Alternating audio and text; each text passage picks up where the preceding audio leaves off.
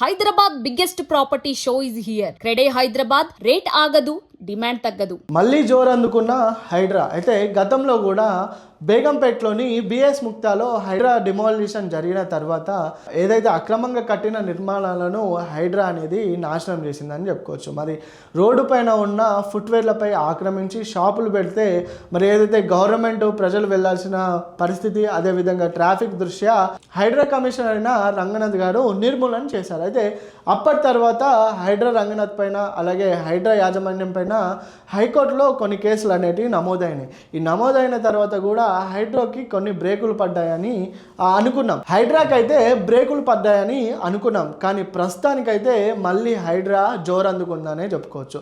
అయితే శనివారం రోజు గచ్చిబౌలిలోని అయ్యప్ప నగర్ కాలనీలో 50 గజాల్లో కట్టిన ఏదంతస్తుల బిల్డింగ్ కూలిపోయిన ఘటన రాష్ట్ర వ్యాప్తంగా తీవ్ర కలకరం గురి చేసినప్పటికీ ఏదైతే కార్మికులు ఉన్నారో అక్కడ 2 కార్మికులు చనిపోయారు.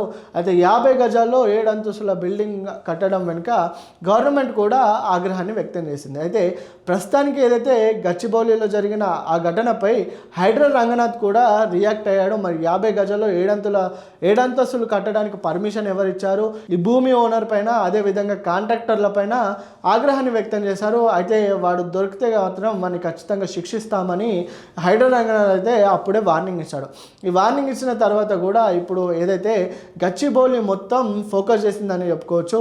అక్రమంగా కట్టిన ఇళ్ళని, అదేవిధంగా ఏదైతే తక్కువ గజాల్లో ఎక్కువ అంతస్తులు లేపిన ఇల్లులను కూడా హైడ్రా ఫోకస్ చేసుకొని కూల్చేస్తున్న పరిస్థితి నెలకొందని చెప్పుకోవచ్చు. అయితే హైడ్రా కమిషనర్ అయిన రంగనాథ్ కూడా తీవ్ర ఆగ్రహాన్ని వ్యక్తం చేశారు.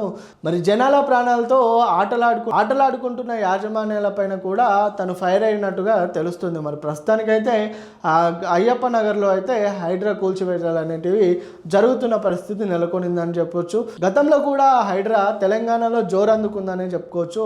ప్రస్తుతానికైతే హైదరాబాద్ మొత్తం ఫోకస్ చేస్తుందని చెప్పుకోవచ్చు. ఏదైతే తక్కువ స్పేస్లో ఎక్కువ అంతస్తులను లేపి మరి ఈ విధంగా ఇబ్బందికి గురి చేసే ప్రతి ఒక్క కాంట్రాక్టర్ కానీ అలాగే ఇంటి ఓనర్ కానీ శిక్షలు పడే అవకాశాలు ఎక్కువ కనిపిస్తున్న పరిస్థితి.